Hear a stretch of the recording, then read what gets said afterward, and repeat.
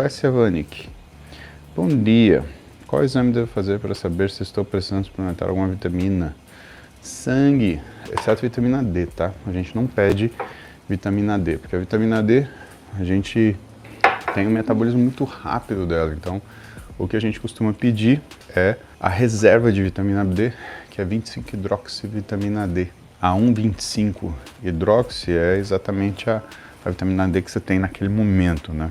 Mas como eu te falei, é muito friável, então a gente pede, 25-hidroxivitamina D para saber a sua vitamina D. Quais são as vitaminas mais importantes aí para você avaliar? Minha opinião, vitamina D e vitamina B12 são as que mais fácil a gente depleta, são as que mais têm função na nossa vida.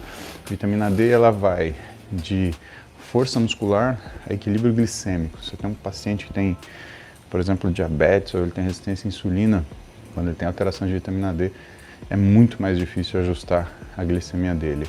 A vitamina B12 já, ela tem importância muscular e cerebral.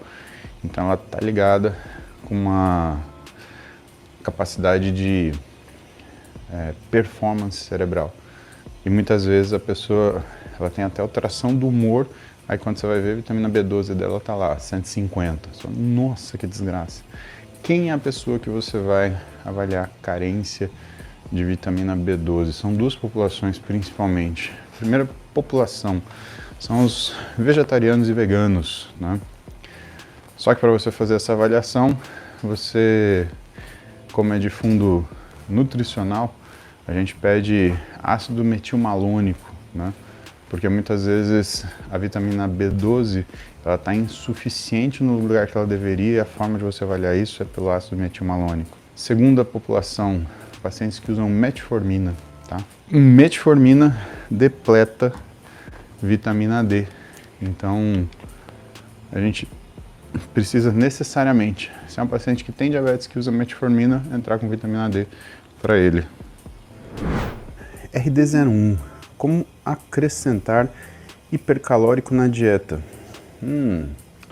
Ótima pergunta, né? Então primeiro você tem que saber o que é um hipercalórico. O hipercalórico, ele é um composto, é um mix que tem carboidrato, gordura e proteína. Em geral, ele tem entre 15% e 30% de proteína, depende do modelo de hipercalórico que você seleciona. E em geral ele tem entre 50% e 60% de carboidrato, também depende do modelo de hipercalórico que você utiliza. Particularmente, eu recomendo o hipercalórico como exceção. Eu prefiro que o meu paciente ele siga a dieta do nutricionista. Por quê? Porque o nutricionista ele não ensina você a tirar comida, ele ensina você a comer bem. E você ter saciedade é importante. Mas vamos colocar uma situação onde você tem um paciente que tem um peso muito baixo e tem muita dificuldade de comer. Quando que você colocaria hipercalóricos? Eu colocaria principalmente de 3 a 4 horas antes do exercício e imediatamente depois. Então esses são pontos chaves para a gente usar um hipercalórico, tá? Por quê? Porque eles preparam e recuperam do exercício. E isso tem sentido no mundo da suplementação. Contudo, eu dificilmente recomendaria um hipercalórico para fazer a substituição de refeição, um ato que a gente costuma chamar de meal replacement, tá? Então, o meal replacer não é uma coisa que eu gosto, pessoal. Eu prefiro que o paciente ele siga o que o nosso nutricionista falou, porque é muito mais consistente o efeito de um cara que ele come do que aquele que ele toma. Ah, você fala isso, mas pô, você trabalha, né, com suplementação desde 2007, quase 20 anos. Verdade, não desde 2007 não. Cara, eu trabalho com suplementação desde 2005. Faz 20 anos que eu trabalho com suplementação. Então, o fato de fazer 20 anos que eu trabalho com suplementação, eu falo para vocês o que é a melhor função da suplementação. Por quê?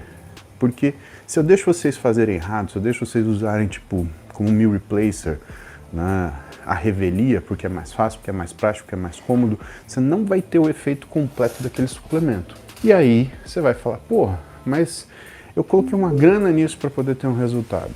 Então, o ideal é que você tenha os seus resultados lastreados naquilo que de fato faz diferença. E quando a gente fala de refeição, aquilo que são as condutas para a medicina esportiva, para a nutrição esportiva também, porque tá junto, né?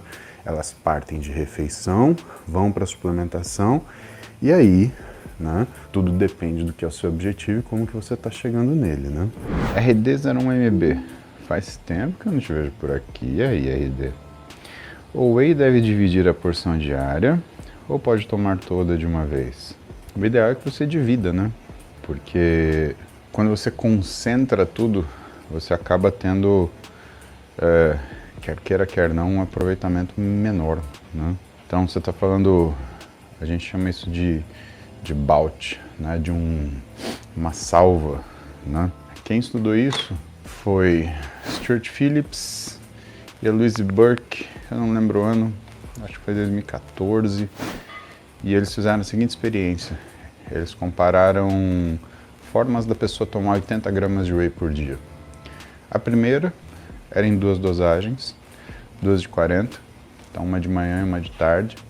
A segunda era tomar em 4 de 20, espalhadas ao longo de 12 horas, o que dava mais ou menos uma dose de 20 a cada 3 horas.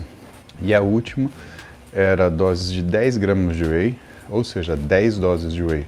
A pessoa tomava praticamente uma dose por hora. E aí o que eles descobriram? Que dividir de 40 para 20 é melhor, mas não tem vantagem de você diminuir de 20 para 10. Né? Existe inclusive uma perda, uma desvantagem. Né?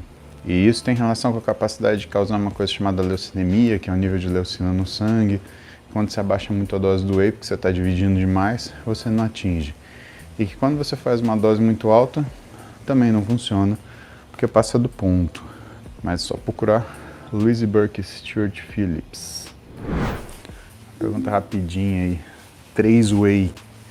Né? Sabe que eu também tinha essa dúvida, né? O que é o 3 whey? Bom, pessoal, o 3 whey são os produtos que eles misturam 3 tipos de whey protein. Concentrado, isolado e hidrolisado. Aí, o que você faz? Aí o que você faz? Você tem que olhar nos ingredientes, porque eu não sei se você sabe, mas o rótulo de todo suplemento ele tem 2 partes muito importantes. Tem as informações nutricionais e tem os ingredientes. Nas informações nutricionais, você vê quanto de proteína, quanto de carboidrato, se ele tem gordura, se ele tem açúcar. Tá? Essa é a primeira coisa. Agora, na ingredientes, você vê a quantidade relativa de cada um. E normalmente o que você vai enxergar? Whey concentrado, isolado, hidrolisado, numa sequência do que mais tem para o que menos tem. Então todos os ingredientes são assim, tá? Então ingrediente de comida, você pegar lá uma lasanha congelada, vai ter lá o ingrediente, a lista de ingredientes, sempre lideradas pelas de maior prevalência, seguindo uma progressão que seja obedecendo esse ajuste. Maurício Duarte, meu filho de 3 anos quer tomar whey todo dia, meio scoop, não gosta de Nescau, etc. Válido? Maurício, quando a gente fala de criança, você precisa equilibrar essa dieta. Então você precisa levar numa nutricionista, né, que trabalhe com materno infantil. Por quê?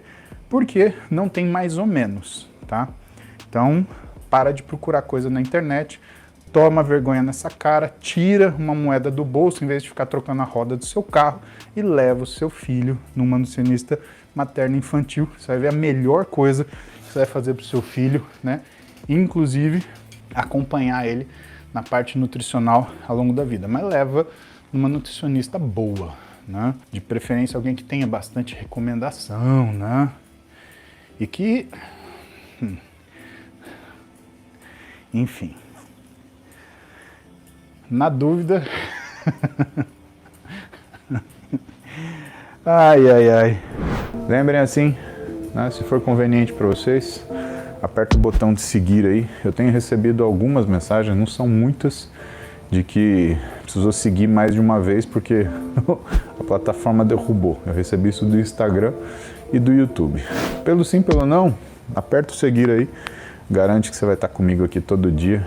De manhã, umas 7 da manhã, estamos aqui fazendo cardio, trocando ideia para deixar o dia melhor. Combinado?